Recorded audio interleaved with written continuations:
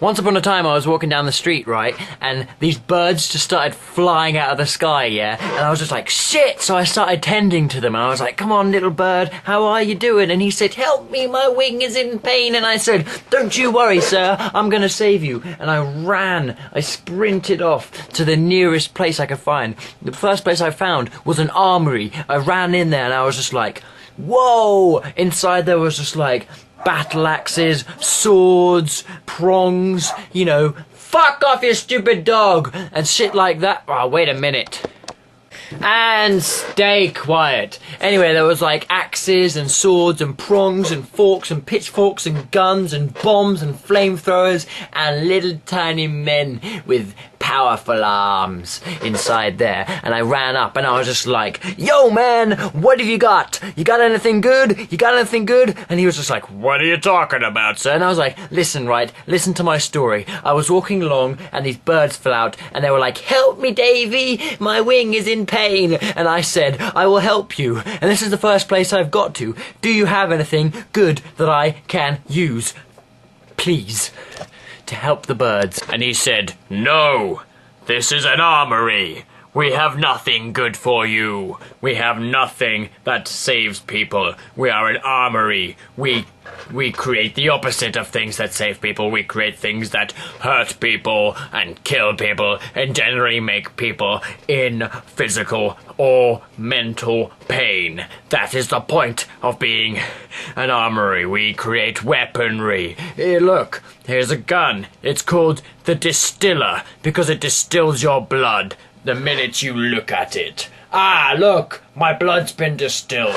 See, that's what you were just thinking when you looked at my weapon.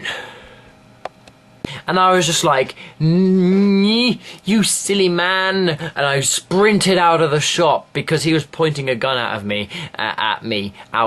He was pointing a gun out of me. He basically was holding my tongue like this. And I was just like, and he went, he pulled a gun out of me and then pointed it at me, and I was just like, stay away from me, sir.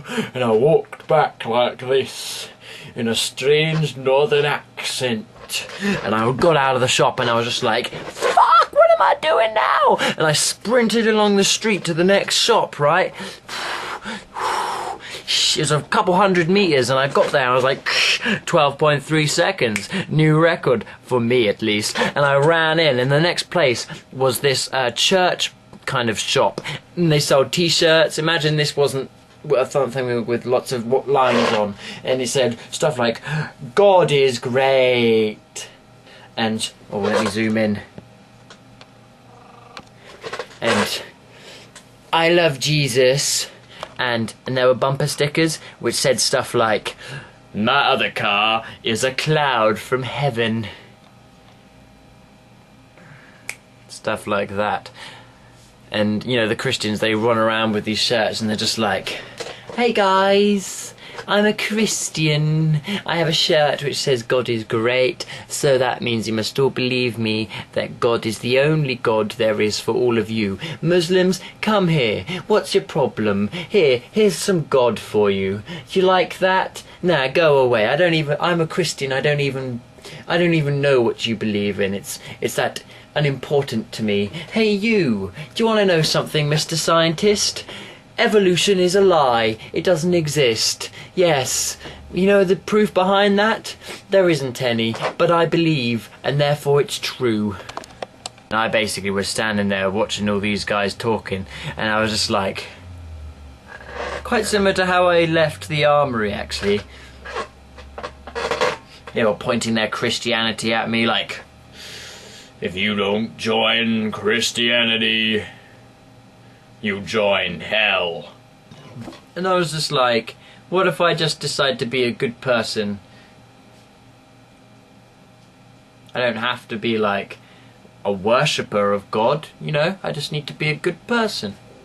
I thought that was the general message of the Bible, and he said, if you don't follow every single rule exactly, you will be cut down by my scythe. And I said, surely that will make you a murderer and therefore condemned to go to hell. And he said,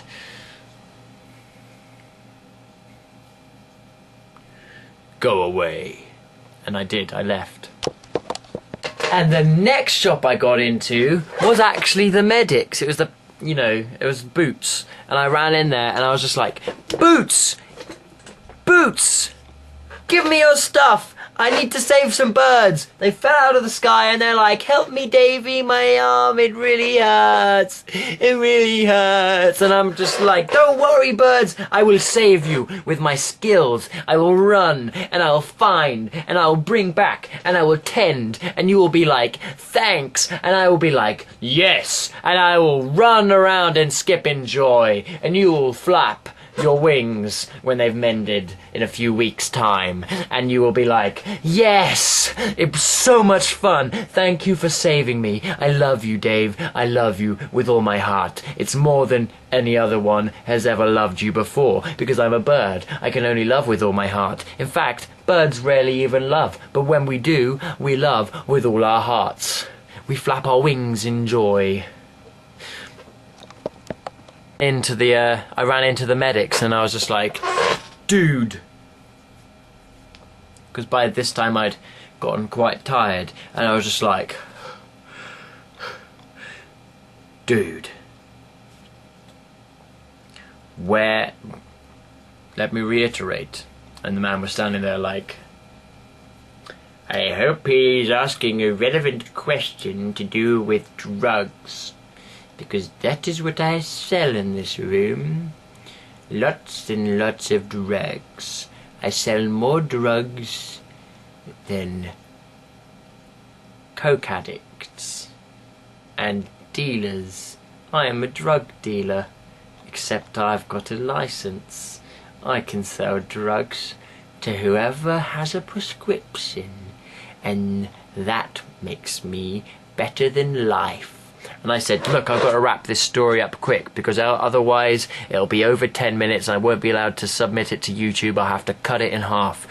Do you have anything I can have to save a pigeon? He said, well, in that case, here you go. And he gave me he gave me some cough stuff. And I was like, thanks a lot. And I ran.